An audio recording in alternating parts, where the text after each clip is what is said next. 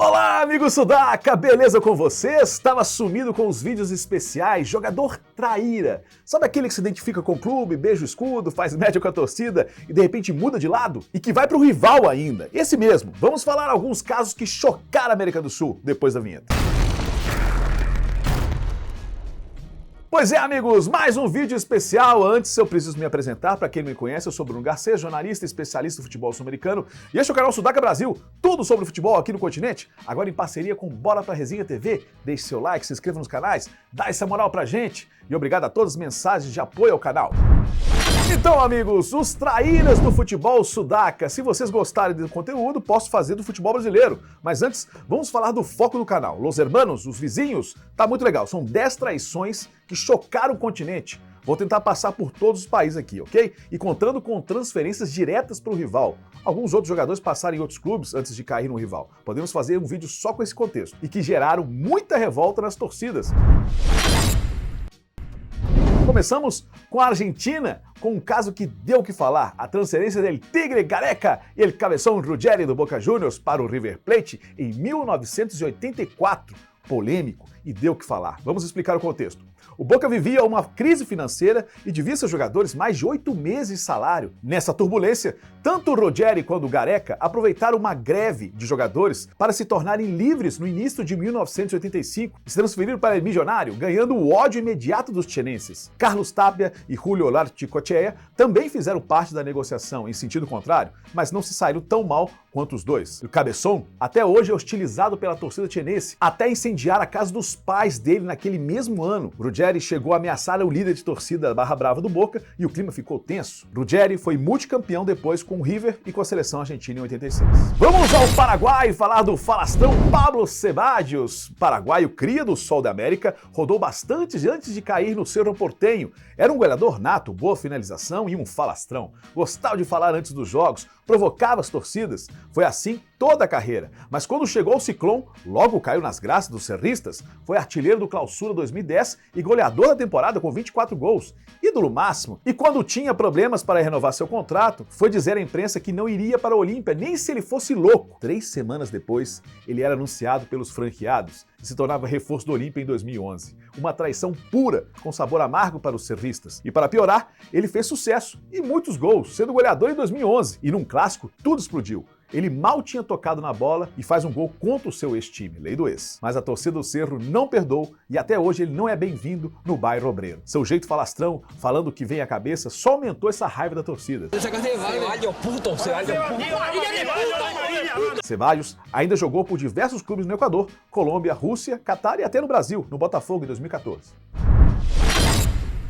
Vamos ao Chile, sem falar de Jean Bocellur, este lateral extremo que participou da geração dourada do Chile e começou jogando mesmo na Laú de Chile, mas ainda aos 14 anos foi para a Católica e lá subiu para o profissional. E rodou bastante, jogando fora, na Suíça, na Bélgica, até no Brasil, no Grêmio, e México, Premier League, e voltou ao Chile em 2014, pós-Mundial do Brasil. Foi cair no Colo-Colo e logo começou a ser decisivo, fez gol em clássico contra o Laú de Chile. No primeiro ano, não saiu campeão, mas já conquistou a torcida alba. No segundo ano, bate campeão e fazendo gol em clássico. Mil amores vivia Bocellur com o Colo-Colo, até que diante de uma transferência frustrada para o Boca Juniors, Jean resolveu aceitar o convite da Laú de Chile, seu clube quando era jovem, que vinha com o BKC começando sua carreira, e mudou de lado. A torcida dos Albos não perdoou, hostilizou Bocellur e no primeiro superclássico entre os dois clubes imprimiram dinheiro com a cara de Bocellur e xingaram toda a partida o extremo da Laú de Chile. E olha que ele ainda foi campeão em 2017 com os azules, hein?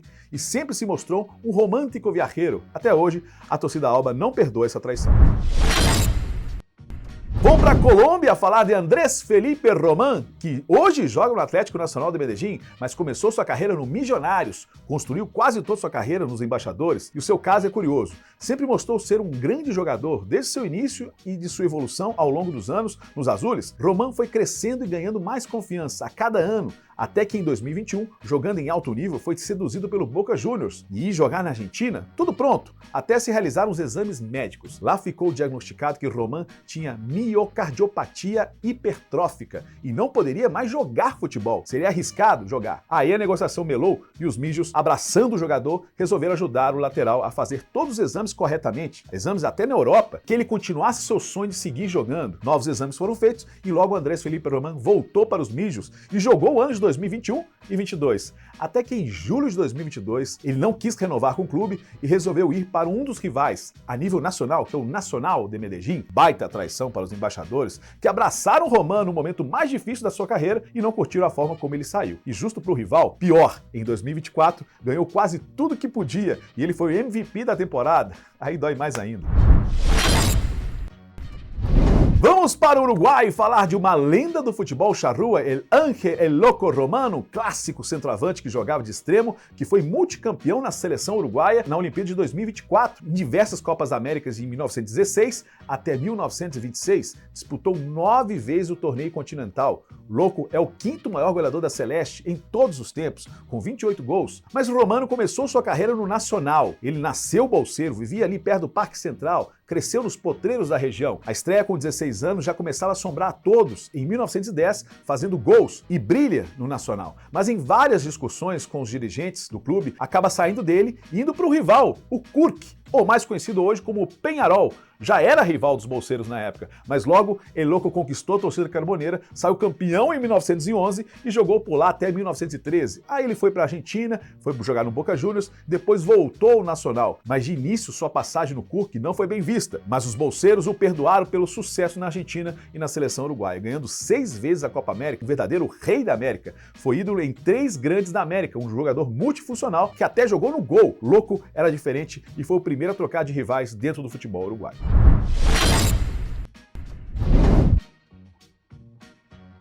Voltamos à Argentina para falar de Miguel Ángel Ludueña. Este volante, um 5 de respeito, muito técnico de Córdoba, começou sua carreira ali na região e chegou a jogar no Belgrano por quase 5 anos e um ano depois foi para o Tajeres, rival dos Piratas. Já mexeu com o Vespeiro, onde não deveria, né? El Negro Ludueña não estava contente e foi para o grande Racing de Avellaneda em reconstrução, que tinha acabado de subir da Série B e logo conquistou a torcida, que vinha de uma queda traumática e ajudou a tirar o time da seca depois de 20 anos sem títulos. A Academia ganhou a Supercopa de Campeões da Libertadores em 88, ganhando o Cruzeiro na final. O time tinha Rubem Paz, Gustavo Costas, Fijol e Ludueña era o 5 daquele time. Pronto, estava nos braços da galera, mas no final da temporada, El Negro não se acertou com os dirigentes e ele começou a negociar com outros clubes. Chegou a conversar com o Boca e River, mas onde foi parar o nosso herói? No lado vermelho de Avellaneda, no vizinho e rival Independiente. Pra quê, né? A torcida celeste não perdoou e chegou a disparar tiros no carro do volante. Clima hostil para El Negro, que no final das contas se deu bem.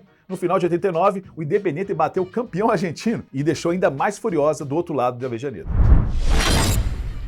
Vamos ao Peru falar de um caso que deu o que falar. Se trata da traição de Juan El Cabezón Reynoso, zagueiro das canteiras do Alianza Lima, que já com 17 anos conquistou a todos no Peru, se tornando titular na zaga dos Grones, mas no final de 87 tudo mudou. O acidente aéreo que chocou o Peru e o mundo matou 43 pessoas entre jogadores e comissão técnica e alguns torcedores, mas Reynoso se salvou porque estava machucado e não foi liberado para viajar até Pucallpa. O Cabeção foi abençoado ao se lesionar e numa comoção internacional que até El Nene Cubija, estrela máxima do futebol peruano que tinha se aposentado, voltou ativa para a Alianza Lima, jogaram e terminaram o campeonato. Times até de outros países emprestaram jogadores. Reynoso virou referência nessa construção dos Grones. A torcida se identificou ainda mais com o zagueiro, único de los potrillos, como eram chamados as crias do Aliança, que tinha permanecido e sobrevivido. Virou o xodó do time ao longo dos anos. Teve uma passagem rápida pela Espanha e volta ao Alianza Lima até em 1993. Naquela janela de transferência,